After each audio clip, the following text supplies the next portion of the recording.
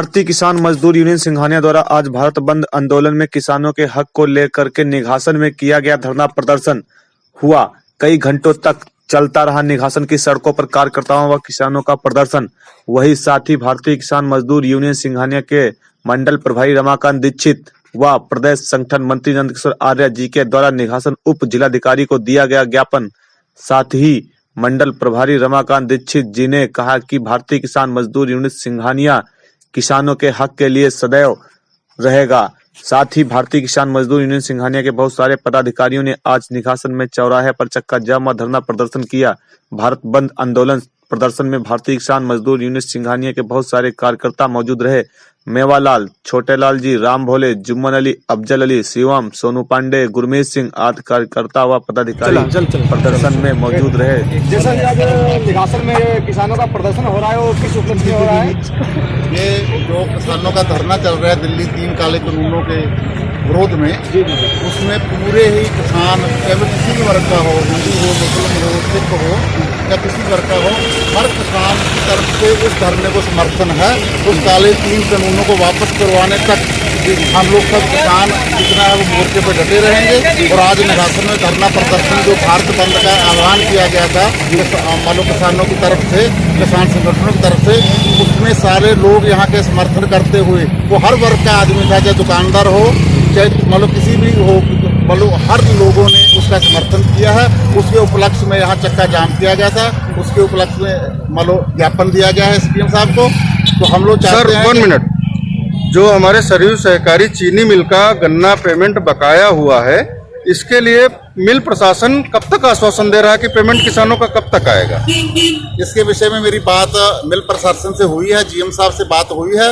अब उसमें बहुत जल्दी प्रयास से ये पुराना भुगतान भी आपका हो जाएगा और नया भुगतान भी आपका बहुत जल्दी शीघ्र ही मतलब शुरू होने वाला है।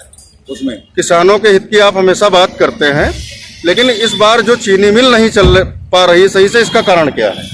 इसका कारण तो आप प्रशासन मान लीजिए चाहे शासन मान लीजिए, इसका मतलब फैक्ट्री का बॉयल हाउस है, जो बॉयलर है, उसकी बहुत कायदे से रिपेयर नहीं हुई। उसको मतलब जितनी जरूरत थी फंड की, वो फंड नहीं पहुंचे हैं। बार बार एप्लीकेशनें देने के बावजूद, बार बार मीटिंग करने के बावजूद एमडी नहीं, सरकार तो कह रही है कि हम किसान हितैषी हैं, तो हमारी चीनी मिल क्यों नहीं चल पा रही है? आपकी सरयू सहकारी चीनी मिल सही ढंग से क्यों नहीं चल पा रही? देखो, कहने और करने में बहुत अंतर है भैया। कहने की बातें और हैं, करने की बातें और हैं। ये चीनी मिल हमारी बहुत पुरानी हो चुकी है, इसको ज़्यादा फंड की जरूरत है रिपेयर करने के लिए, जो फंड नहीं उपलब्ध कराए जाते सरकार की तरफ से। इसकी वजह से किसानों के साथ में अन्याय हो रहा है। ये हम सरकार से मांग करते हैं आप लोगों के माध्यम से कि इस चीनी मिल जो है हमारे किसानों की माँ है, इसके ऊपर विशेष ध्यान दिया जाए, इसके रिपेयर के ऊपर विशेष ध्यान दिया जाए, जो कि किसानों का गन्ना टाइम से निकल पाए, किसान अपनी गेहूँ बो पाए, किसानों को पैसा मिल पाए। और आने वाले समय में भी ये जो किसान आंदोलन चल रहा है, जब तक काले कानून वापस नहीं हो जाएंगे जो 3 किसानों पर थोपे गए हैं, तब तक किसानों सरकार कहती है कि हम किसान, हम लोग यहाँ से दिल्ली तक भी जाएंगे, सर करेंगे। सरकार हमारी कहती है हम किसान हितैषी हैं। अगर किसान हितैषी सरकार है तो आंदोलन आप लोग क्यों कर रहे हैं? अगर किसान हितैषी सरकार है तो अगर मान लो सरकार का कहना है हम किसानों के लिए बिल लेके आए हैं, बहुत अच्छा बिल लेके आए हैं, तो जब किसान चाहते हैं हमको ये नहीं चाहिए बिल, किसान कहते हैं जो नहीं चाहिए, तो भैया जबरदस्ती उनको क्यों दे रहे हो आप? जो चीज हम आपको देना चाहते हैं आप कहते हो हमको नहीं जरूरत, हम आपको जबरदस्ती क्यों देंगे? इसलिए हम नहीं लेना चाहते। हमको अपने पुराने कानून ही अच्छे हैं। ये कानून केवल कोऑपरेटिव उनके लिए बनाए गए, बड़े घरानों के अंडाने मानने के लिए बनाए गए हैं। सारे किसानों की जमीन छीन कर और किसानों को गुलाम बनाने वाले कानून हैं।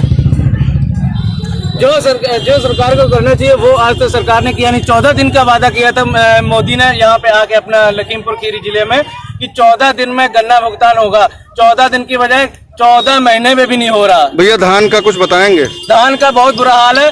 1000 में बेचा था धान, कोई भी केंद्र वहाँ पे खुले हैं, सिर्फ बैनर लगे थे, किसी ने नहीं धान खरीदा। सबने मना कर दिया कि धान नहीं खरीद पाएंगे। क्या सरकार का धान लूटा 700-800 में? 700-800 में आप तो सरकार को क्या संदेश देना चाहते हैं, कृपया बताएं। मैं ये कहना चाहता हूँ कि सरकार किसानों के हित की बात करे, ना कि उनके काले कानून उन पे लागू करें। नहीं, सरकार तो कहती है कि हम किसानों के हितैषी हैं। कौन सी बात किसानों के हित में है आज तक बताइए? दे क्या रही है? आकर के सामने किसी को भेजे तीनों कानूनों के बारे में डिबेट करे। मैंने यहाँ से लेकर मैंने लखनऊ सीएम तक ऑफिस की, सीएम से मैंने बात हुई, तो सीएम ऑफिस से बात हुई तो कहे हम क्या करें, हम कुछ नहीं कर पाएंगे। सीधे बात उन्होंने ये कहा। अगर सरकार जो है वो किसानों की हितैषी है तो किसान 900 रुपए में 800 में धान क्यों बेच रहा है?